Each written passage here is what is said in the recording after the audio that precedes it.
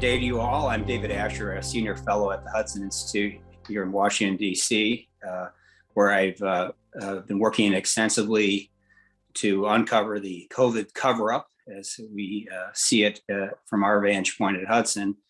And that's a cover-up that extends all the way from China into our own governmental system at a level that's disarmingly uncomfortable and worrisome for the future.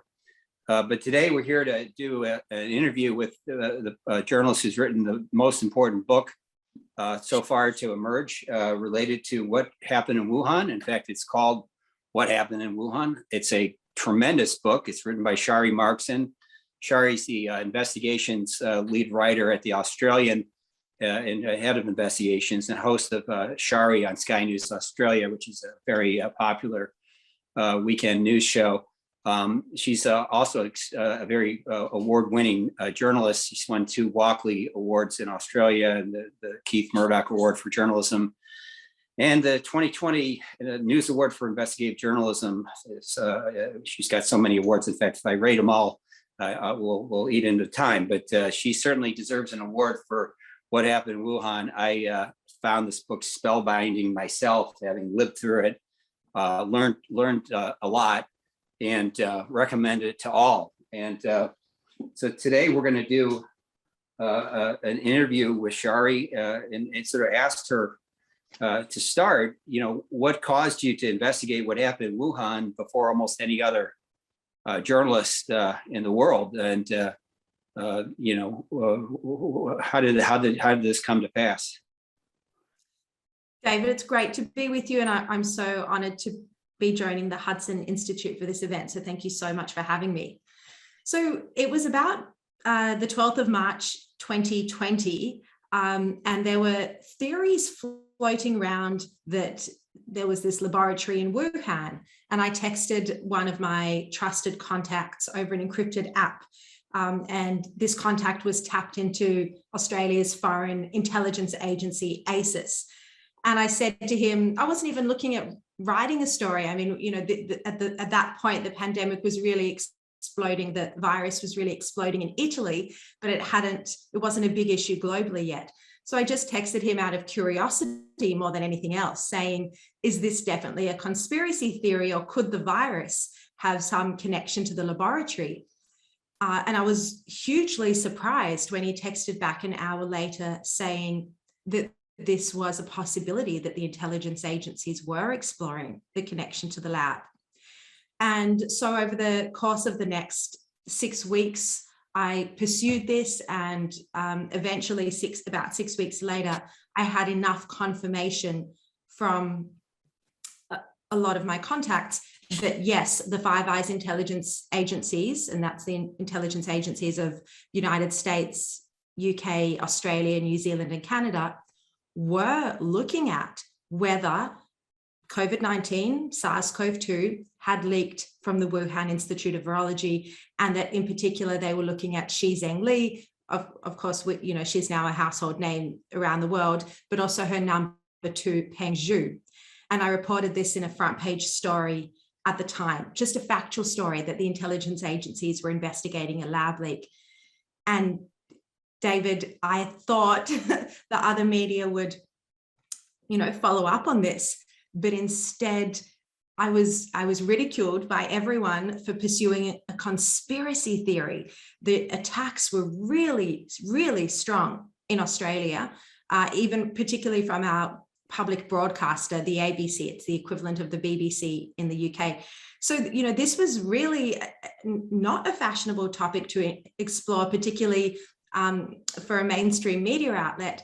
But, the more I looked into it, there were so many aspects to it. And as I said, the more I looked into it, the more people I interviewed from different walks of life. And over the course of my reporting on this since that time, I've interviewed intelligence officials, scientists, investigators like yourself in the State Department, politicians, whistleblowers in Wuhan, and Chinese dissidents now based in the West.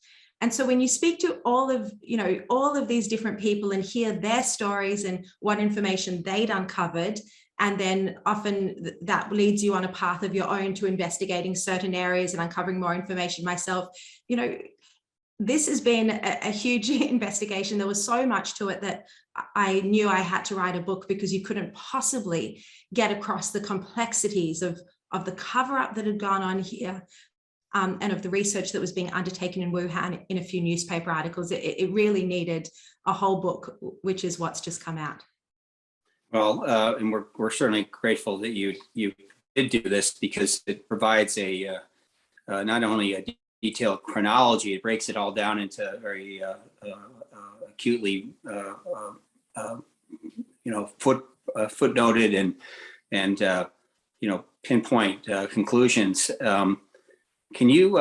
It's impossible to ask someone to describe the key conclusions of their book in a single question, but I would just sort of wonder what takeaways what do you think readers should get out of reading what really happened in Wuhan? Oh, I think that is an impossible question, because it's about 400 pages and there's so much detail in there. But there was some huge revelations in there that I discovered as I was reporting this book. Firstly, the intelligence that Wuhan Institute of Virology scientists had been hospitalized with COVID-like symptoms back in November 2019, although John Ratcliffe, the former head of the ODNI, said that was actually, told me that was actually October 2019. You do know the answer to that, David, having discovered the intelligence yourself. So, but I won't ask you to speak about intelligence, of course. But that was a story I first broke back in March this year, 2 months before the Wall Street Journal did.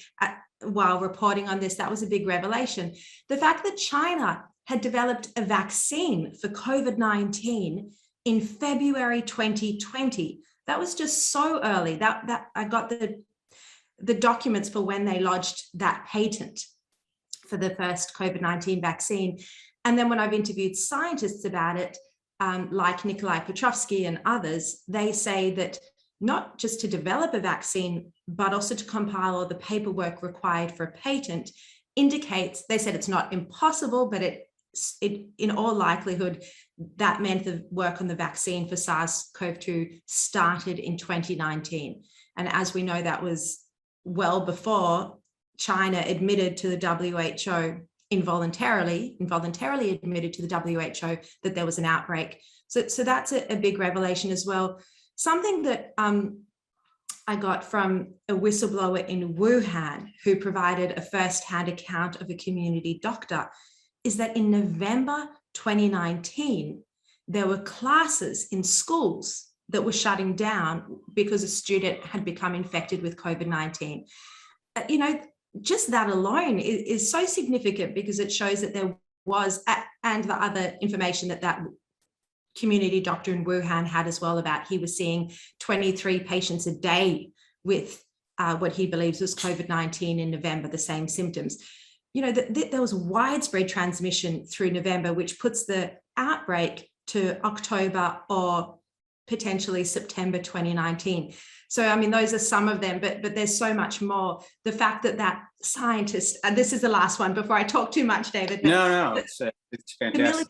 The military scientist who lodged the patent for the first COVID-19 vaccine, his name was Zhu Yusen. And I found out and first reported that he died mysteriously a few months after lodging that patent. And prior to the pandemic, so in late 2019, he was doing work with Xi Zhengli. So this is, again, there's firm evidence of the Chinese military being involved in the coronavirus and MERS and other research that was happening at the Wuhan Institute of Virology. There's so much more, but I'll be here forever if I talk through all the big revelations. One of the things that's in the news, at least on the back pages right now, is this Director of National Intelligence report that came out on Friday. It was about 18 pages long, or 19 pages, where they elaborated on their conclusions, which they laid out in a short memo back in, I think it was late August, early September. Personally, I find it startling and almost a disgrace to the nation's intelligence or the international intelligence, because it's at odds with a lot of specific things that you point out in your book, which you provide reliable sourcing for. And it's also at odds with some things that have come out recently through some leaks and some Freedom of Information Act requests in the United States. I'm just wondering what your reaction from down under to the DNI report is, and how do you interpret it from your perspective as someone who's done research at a level that I would say is greater than the Director of National Intelligence Office in my experience?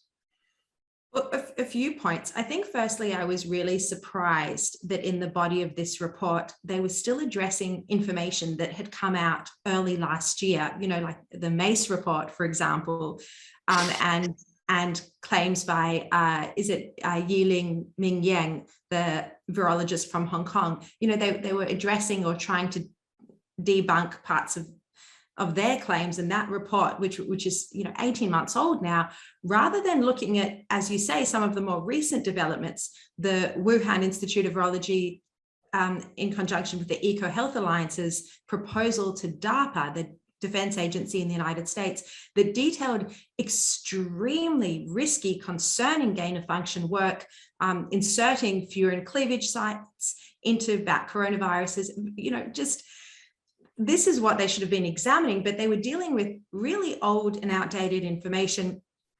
So that's problematic, but also something that emerged in the course of interviewing a lot of people for my book, and including members of your team in the State Department, David, is that there was a lot of resistance in the intelligence community to even considering the possibility that this might have leaked from a Wuhan lab, firstly, but then secondly, that it could have been part of any offensive or defensive bioweapons program. As Tom Donato points out on the record in the book, this is literally the job of the Arms Verification and Control Bureau in the State Department, to investigate whether there have been any breaches of the Biological Weapons Convention. But there was resistance. There were people who didn't want to investigate whether this coronavirus and gain-of-function research was a breach of the Biological Weapons Convention. So, that's partly because I think there's resistance in some of the intelligence agencies, not all, not everyone, but the resistance, in my opinion, is partly because there was some politicization of the community, and you can't separate the fact that this pandemic broke out during the United States election year. But the other side of it is, partly because they were being advised by scientists who were conflicted. And one thing I report in the book is that there was this meeting on February 3rd, 2020, such an early meeting, where members of the ODNI and the FBI attended, elements of the intelligence community, and they were being briefed by, literally invited to attend that briefing, were Peter Daszak, who'd been working with and funding the lab for 15 years. I think Ralph Barrick I've got the full list of attendees in the book, but I think Ralph Barrick was one of them as well. He'd been doing gain-of-function research in conjunction with Shizheng Li at the Wuhan Institute of Virology. And there were other scientists who were strong proponents of the natural origin theory and had signed that letter in the Lancet saying any other possibility, a lab leak, was a conspiracy theory. So I think there was a problem with the advice that agencies were getting. They could have been acting in very good faith, but they were being advised by conflicted scientists. When you conclude with at least high confidence that there was a lab leak as the origination point of COVID-19, what are the key facts that you discovered in your research that convinced you of that? Well, in the conclusion, without giving everything away, we can't rule out. I think the proponents of the people who insist this virus was natural, they're very close-minded. And I think none of us can rule out the possibility that this virus arose naturally. Other pandemics in the past have started naturally. But what we have seen, and this is kind of a different way of looking at it, is that we haven't seen any firm evidence that this virus had a natural origin. But then you're seeing overwhelming, this preponderance of evidence that indicates there was an accidental leak from the Wuhan Institute of Virology specifically. And how I've viewed it and kind of how I've approached this investigation is you look at the science, what the Wuhan Institute of Virology was doing, what scientific experiments with coronaviruses they were engaging in. And then many scientists say there are clues within the virus itself that could indicate it had been subject to laboratory research, although of course that's not definitive. So there's the science of it, and there's such strong indication there when you look at the sort of risky experiments they were either conducting or had been planning to conduct, and they took their virus database offline. So we don't know the full extent of what they were doing. And, you know, we know they have a history of not publicly disclosing viruses until years afterwards. And then the other side of it is what was happening in Wuhan at that time and what was happening at the laboratory at that time. And again, there's a lot of evidence that indicates there was a leak, a lot of evidence in what I call, or the chapter, the window for an outbreak from September to November 2019. And, you know, there's really a lot of detail. So I think when you look at all of that, you'd have to say on the balance of probabilities, we're seeing a lot of evidence that this was a leak of either a natural or laboratory manipulated virus from the Wuhan Institute of Virology, rather than something that just, you know, naturally, innocently sprung from human contact with an infected animal. You know, it's interesting to me that the first international leader that I can recall who called for an investigation is Prime Minister Scott Morrison, your PM. What's the status of Australia's investigation? You know, after all, Xi Jinping had a close partnership with your, trying to remember, your laboratory that does all the work. The Australian Animal Health. Yeah, Australian Animal Health. Yeah. And of course, Lin Fang Wang, who's a key figure, if you could maybe explain who he is in the world of coronavirus research globally, and especially with Dr. Shi at the Wuhan Institute and in partnership with Dr. Barrick, who you mentioned from the University of North Carolina. Where's the Australian investigation? That's, you know, you guys were the ones that demanded it, and what's the status? Well, and actually, the Australian Prime Minister Scott Morrison has just reiterated that call for an investigation into the origins just now at the G20 summit. So Australia has been very forward-leaning on this. As you know, as a result, we were hit with rolling tariffs and other retaliation. And China, I mean, look, the Chinese ministers have been meeting with the Taliban, but they haven't spoken to our ministers and government in probably close to, you know, a year and a half or coming on 2 years now. It's extraordinary, just because Australia stood up and called for an investigation into the origins of COVID-19. The international community knew Australia was going to be doing that before we did. And what I found out and included in the book is that, you know, the US or Secretary of State at the time, Mike Pompeo, who's of course at the Hudson Institute now, and I interviewed him both for my book and documentary, although not on this specific question. But my understanding is that the US was happy for Australia to take the lead in calling for an inquiry into the origins, because it positioned the issue as, you know, a free world versus tyranny issue rather than a United States versus China issue, which of course this isn't. This is much more important.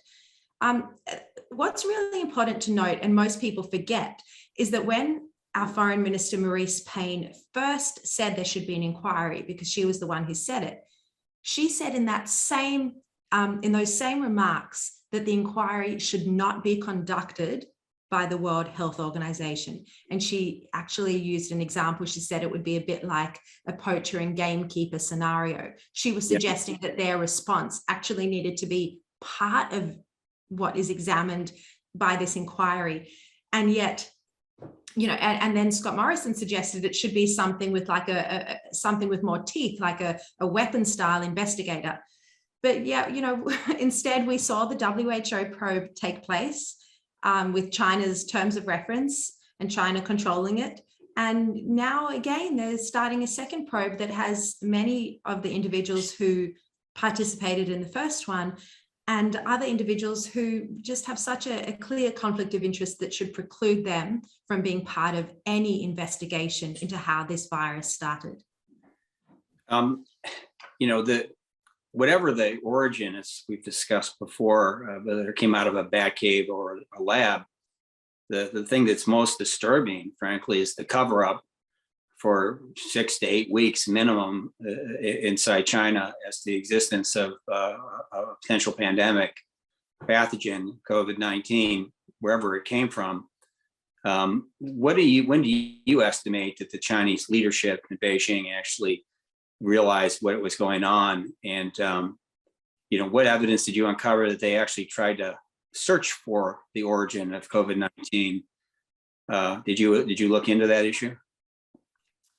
So this is an interesting thing about when Xi Jinping and other Beijing leadership knew about this. And one thing I explored in detail in the book is why former President Trump why he kept publicly praising China for its cooperation, and why he kept publicly tweeting saying Xi Jinping was being transparent when there was, the greatest cover-up we've seen was actually taking place.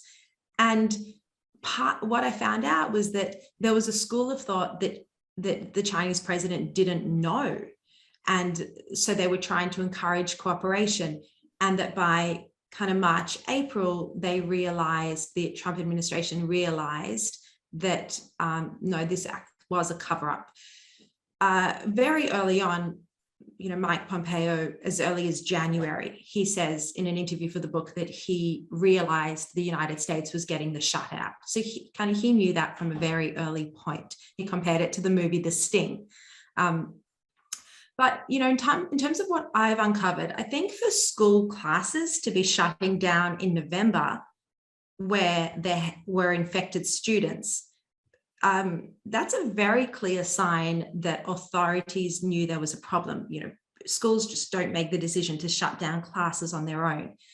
And there's so much other evidence for an early cover-up. And we've seen that the Chinese leadership made the decision to wipe any mention of coronavirus from social media, to destroy early samples of the virus, literally order the laboratory companies to destroy the earliest samples of the coronavirus. They never published the genetic sequence, the genetic code that was done by Eddie Holmes here in Australia. And the code had been around for a while before he did that. So, there's no question this was a very strong cover-up. And me personally, but more importantly, many of the people I've interviewed disagree with the intelligence community's assessment that this is not diagnostic of anything. Many former heads of intelligence agencies, including Sir Richard Dearlove, who was the head of Britain's MI6, many other people say that the cover-up does indicate that China was trying to hide the outbreak, trying to fix it, trying to, stop anyone from finding out about it, but that the leadership were aware that there was an outbreak. I mean, you've investigated and won numerous awards for uncovering complex conspiracies that are not theories, they're reality, and they led to people losing their jobs, and certainly you managed to put some significant pressure on a number of individuals who had been engaged in cover-ups in Australia. I know you're not a China expert, but can you think of any good reason why the Chinese would cover up something that they had clear natural origins of? What would motivate even the paranoid regime in China? I mean, if they had it in a cave in Yunnan, why wouldn't they just say that's where it came from? I mean, and if they had said it, would we ever really have looked into what really happened in Wuhan? I mean, they didn't even, put out what I would call a cover story, which is other than the initial one, which was that it came out of a market. Yes. What's your view on this?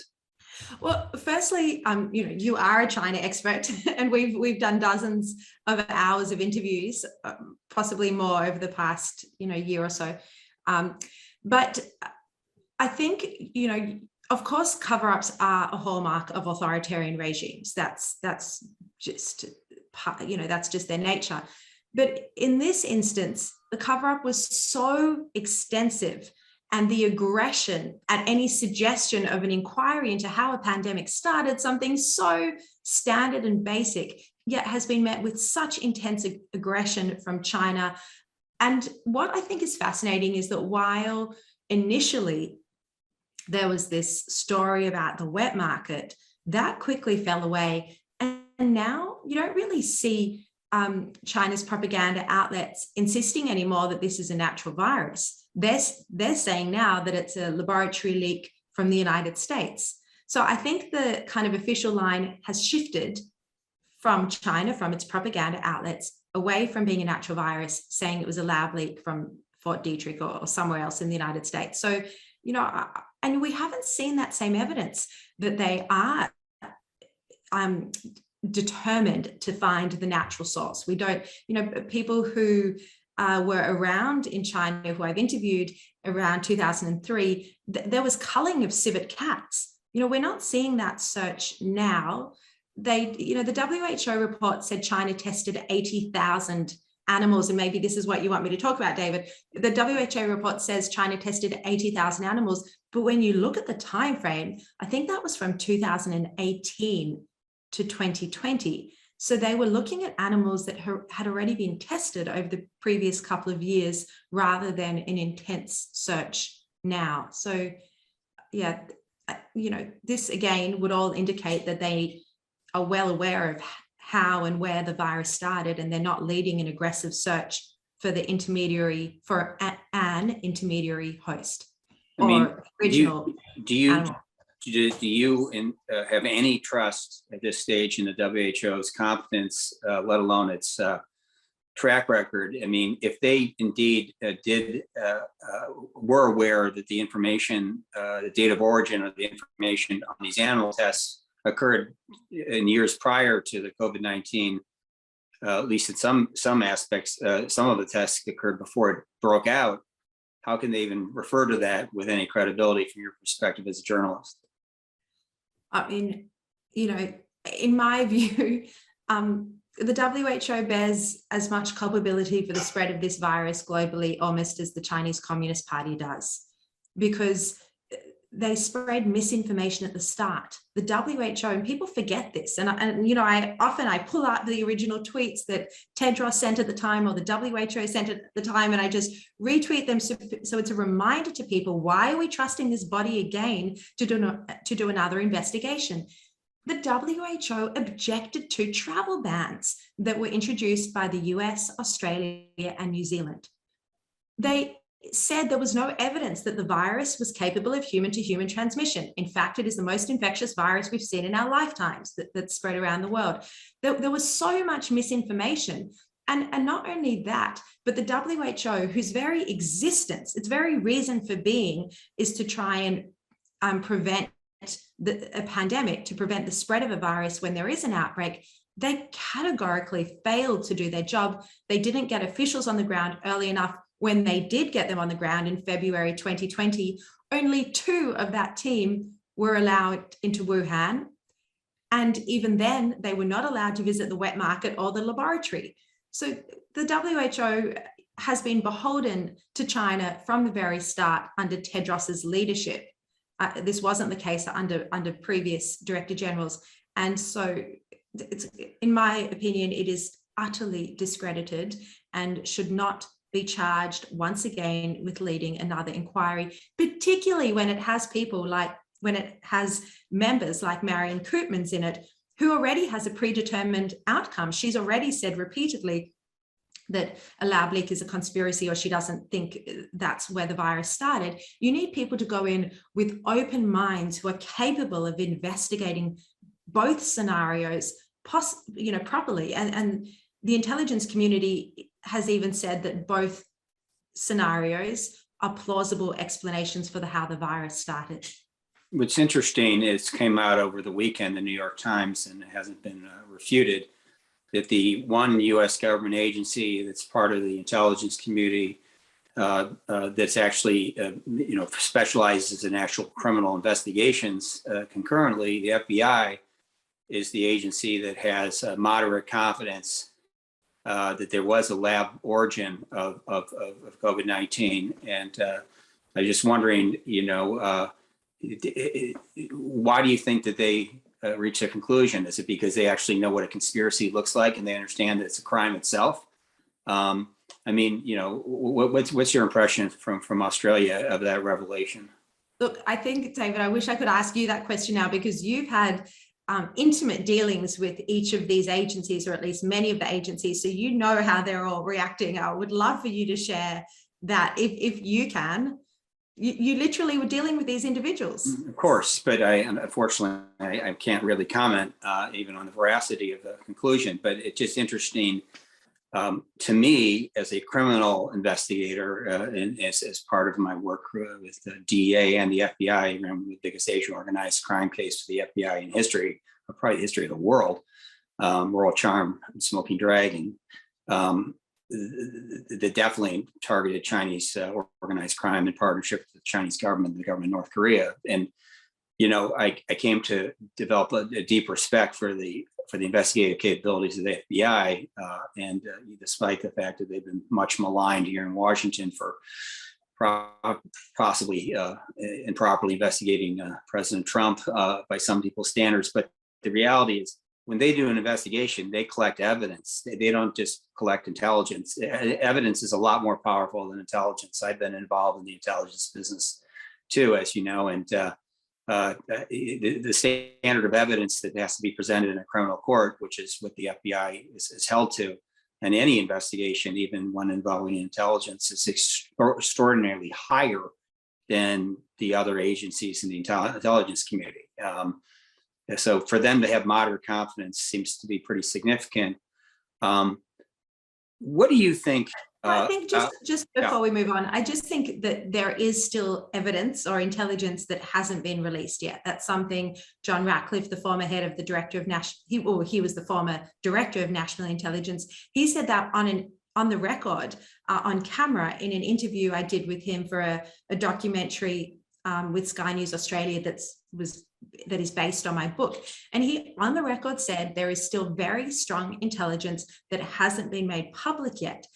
And, so perhaps that is part of why the FBI is forming its assessment with moderate confidence that this was a lab leak. I think we need to see what other intelligence there is.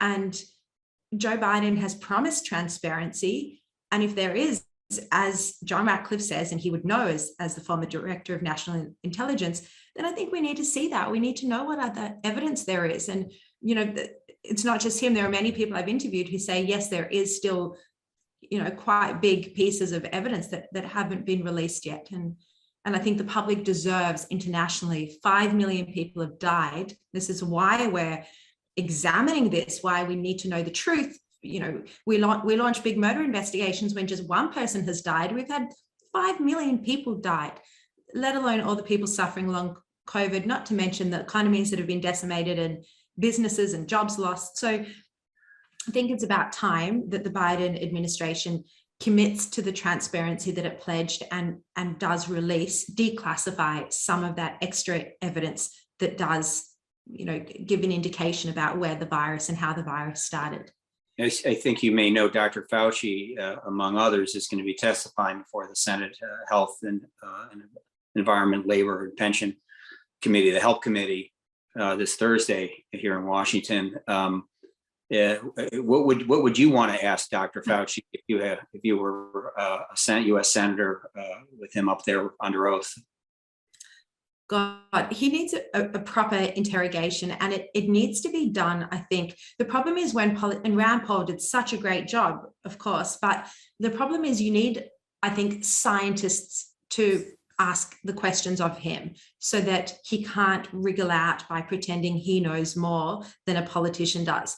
There's so much to ask him about why he lifted the ban on gain-of-function research in 2017. Did he get permission from anyone? Remember, the Obama administration had banned gain-of-function research, lifted my reporting in the book. Everyone says it was Fauci in a meeting in the Office of Science Technology Policy in the White House, that meeting when it was lifted. Who did he tell? Did he tell anyone? In the book I write that he didn't even tell his immediate boss, Health Secretary Alex Azar, why did he keep this secret? What permission kind of did he get? Did he inform anyone about why it was so risky? Another key point is that in the early days of the pandemic, when he was sitting in the Oval Office as the top coronavirus advisor to the president, and they were talking about how this pandemic started, he didn't mention that there was this lab in Wuhan that was doing research on coronaviruses. This was left to other people like Miles Yu, who's also at the Hudson Institute now. He was Pompeo's chief China advisor, like Matt Pottinger. It was left to other people and like journalists like myself to try and unpick all of these details when he had a lot of knowledge about this. And he was literally sitting there in the Oval Office and didn't say a word. So there's a lot of questions. What information does the NIH have? I mean, why hasn't the NIH opened its records about what other proposals it might have from EcoHealth or the Wuhan Institute of Virology about what other projects they may have been planning or intending to undertake that they might have been submitted that may not have been funded? There's so much we need to know here. And I really think that it needs to be not just politicians, but there need to be virologists as well who are able to properly question him. If that, I don't know if that's ever going to be possible, but that really needs to happen. So he can't get away with saying this isn't gain of function. So he can't get away with, in effect, lying. What do you think about this EcoHealth Alliance and its role in this entire conspiracy and cover-up? How do you, as an outsider, looking into the U.S., how would you explain to our listeners and your readers the importance of the EcoHealth Alliance and Peter Daszak, and how they've been able to get away with reporting almost nothing? The only thing that seems to come out are things through Freedom of Information Act or leaks. The fact that Project Diffuse was centered on creating a bat-borne coronavirus by inserting a foreign cleavage site, which people don't know what that means. It basically allows the spike protein to bind efficiently to ACE2 in human lungs, one of the distinguished features of COVID-19. Is EcoHealth Alliance essentially getting away with murder as well? I think the problem is, how can the United States fund coronavirus research? And so just to put this really simply, at the same time that the United States government, the Obama administration, had banned gain-of-function research in the United States, the US was funding this research and others that wouldn't fall into the definition of gain-of-function, but was still risky research involving coronaviruses and genetically manipulating them. The US funding was still happening in China. And this is the key point, in laboratories where they had no oversight. So I think the questions here are almost not for EcoHealth, but for the United States government. How could it have funded research in laboratories where it had no oversight, where it still has no oversight, where we still can't get hold of the virus database that has a section on unpublished viruses, even when 5 million people have died and the pandemic's upended the world? It's such a crucial question. And it's not just China that isn't being transparent here.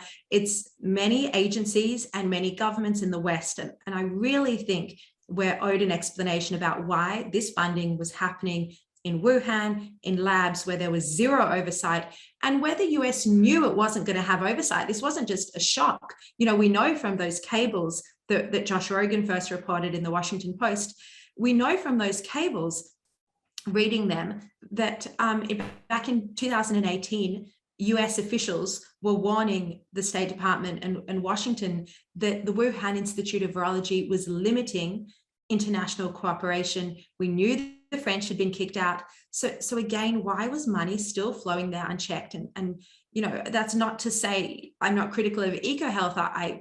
Of course I am, and you read the book and you can see that, but my main criticism is for the funding. And just another point on EcoHealth, its members and its board members are international, including in Australia. So this is not just a United States agency. That there are some people in Australia who are part of EcoHealth Alliance as well.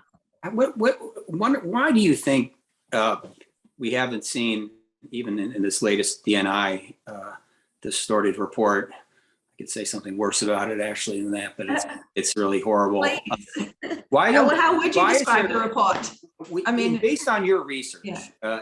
Including your research that you drew on the fact sheet that I helped prepare for Secretary Pompeo and Director Radcliffe, which was released on January 15th of this year, publicly, that laid out that not only was EcoHealth, we didn't explain EcoHealth's role, we explained the role of the People's Liberation Army in funding classified research that was totally concurrent and interlaced, whether we knew it or not, with the research that our government was funding and perhaps your government as well.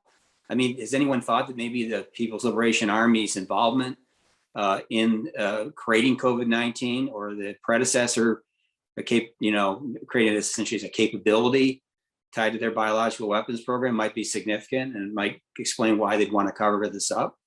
How has the reaction been to that fact? Because it is a fact. I mean, I can't believe people are trying to there's essentially, that's the most significant indicator of motivation in my mind for cover up. I don't know what your feeling is based on what you learned in the course of your research. You would know. I mean, you're a veteran weapons investigator. This is, you've spent a career specializing in this. But, I think it's interesting that early last year, it was a conspiracy to suggest that the virus might have leaked from a laboratory. Now, that's not a conspiracy, but any suggestion that it might have been a bioweapons program is still a conspiracy. And as you say, even the intelligence agencies ruled that out. So, so we might have a different view in a year's time. And that's why I think it's important all of the time to just look at the evidence and the facts in front of you and not be swayed by what is popular or fashionable public opinion, because that won't be to the benefit of society. You've just got to look at the evidence.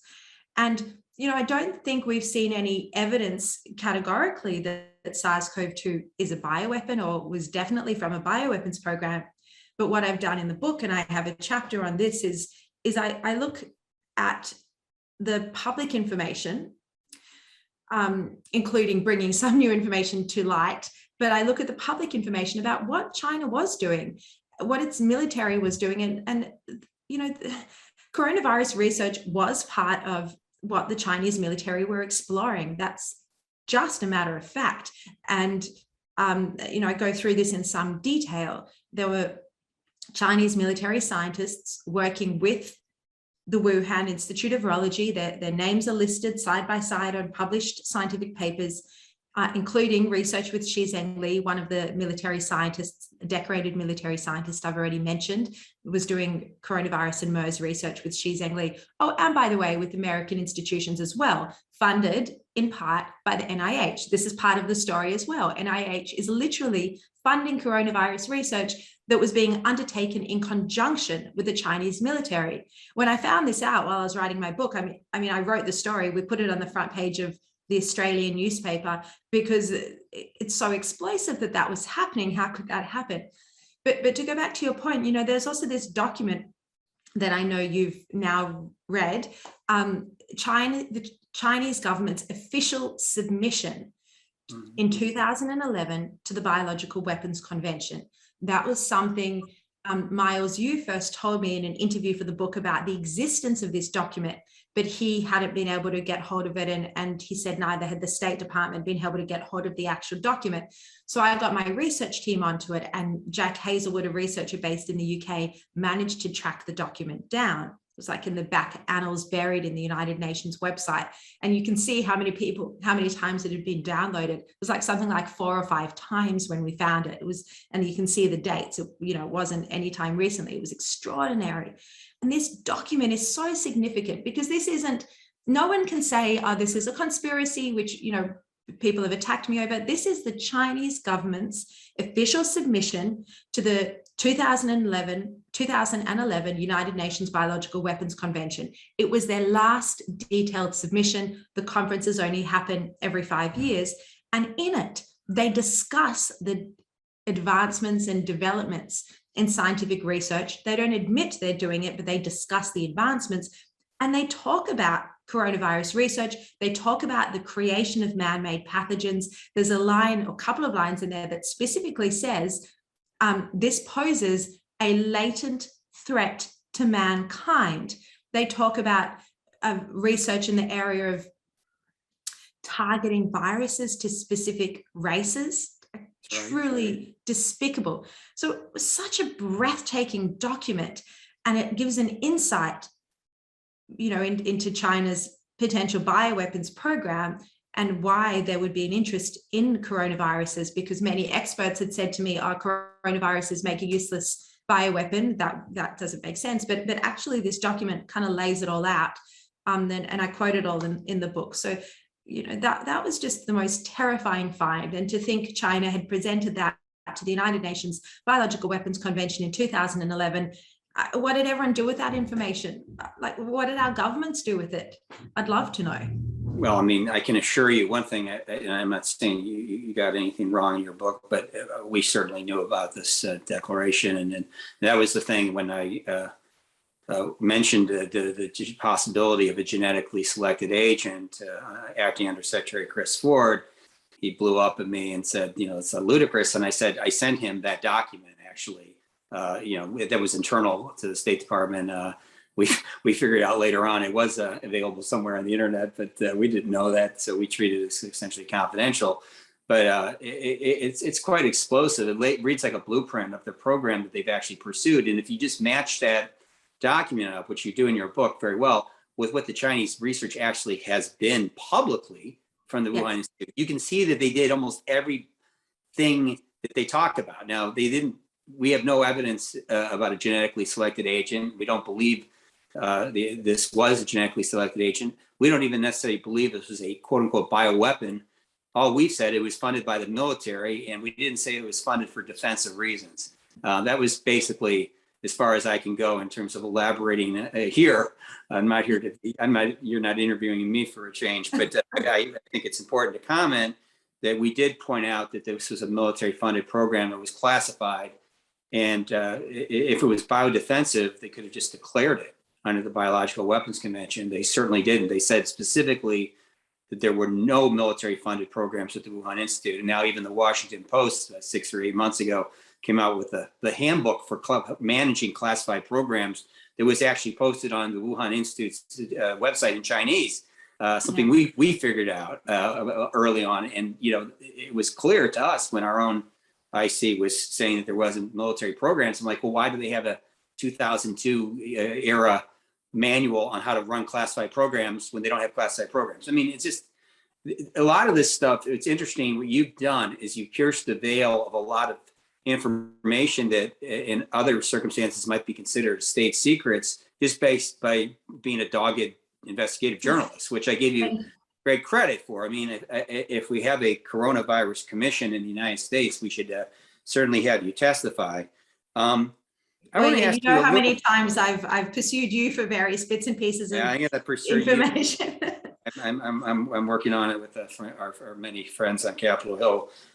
This time, not just it's for Democrats and Republicans, so we're getting some bipartisan push. What lesson do you think the Chinese government, as we sort of conclude the Q&A here, has learned from its ability to get away with, at the very least, the COVID cover-up for whatever motivation? And what does it tell you about the future of biological warfare in the future as a threat emerging in the world today? What did you learn in that regard? At Hudson, we're big on thinking ahead. We think, our founder, Herman Kahn, wrote the famous book on thinking the unthinkable about nuclear war, not because he wanted nuclear war, he wanted to prevent it. We want to prevent biological war. What do you think, what lessons have you learned, and what lessons do you think the Chinese government's learned about biology as a pathway for warfare just from this experience? Yeah, well, I just have to say at the start, I'm not any great strategic thinker. I'm a great investigative journalist, but I'm not a great strategic thinker. So, but what I strongly think from having done this investigation is that it's not even just the biological warfare programs. We have seen so much risky coronavirus research. extremely risky coronavirus research, which involves creating new coronaviruses that might be more deadly, more transmissible to humans, with new functions, like the ability to infect humans, which is literally gain of function research, which is why it's difficult for Fauci to argue against it. But even that research alone poses, as the Chinese said in that document, poses a risk to humankind. And yet, we've turned a blind eye to this in the interests of international scientific cooperation. No government has wanted to say, let's stop funding a particular nation, a particular country. Scientific cooperation, international scientific cooperation has been untouchable, right? And we've funded it, of course, as well, but even so, it's just been untouchable. So all of our know-how and our developments in Australia, in the United States, in Europe, end up in the hands of Chinese scientists, and that's fine. They might be completely innocent with good motivations. But what we now know under Xi Jinping's civil military fusion is that there is no separation anymore between the Chinese military and science. Any developments can be used willingly or unwillingly for the development and advancement of China's military modernization. So I think looking forward, we are going to have much greater problems unless there is a rethink of cooperation in the scientific community, particularly in not just coronavirus research and virus research, but other fields that would be applicable to military as well. Just very briefly on this topic, one of the other topics I've explored in great detail is China's recruitment programs, like the 1,000 Talent Plan. And I've done a lot of reporting on that. And that is literally, the Chinese government recruiting people in the West, and they pay them a salary, and it's usually kept secret. And I've done big exposés on it and literally named people in the Australian newspaper, Australian academics, who were part of this program, and was able to show that their inventions and research funded by the Australian taxpayer had then been patented in China. And you don't know for what other military use, what other dual use, it's been used for. So I think looking forward, this is the greatest, threat is how potentially innocent or it's now naive collaboration, and we can't turn a blind eye to it anymore. And there needs to be new policy settings. Again, that's not something that I have the knowledge or ability to develop, but clearly there's a massive problem here. Yeah, I certainly agree, and appreciate you laying that out. I just want to recommend again to our viewers that what happened in Wuhan, actually what really happened in Wuhan, is the title of the book. And Sharri Markson, you really get at it better than anyone in the whole world, in terms of the detail and the sort of tapestry you wove was beautifully written in my mind. And our president of Hudson, John Walters, read the book as well, wanted me to thank you for appearing today, and for your great journalism and leadership, frankly, on an issue that's extraordinarily important to the future of the world. And we can't forget. I know you lost your grandmother tragically to coronavirus, so it started in your family, and so you've experienced it, as have so many of us, with friends and family.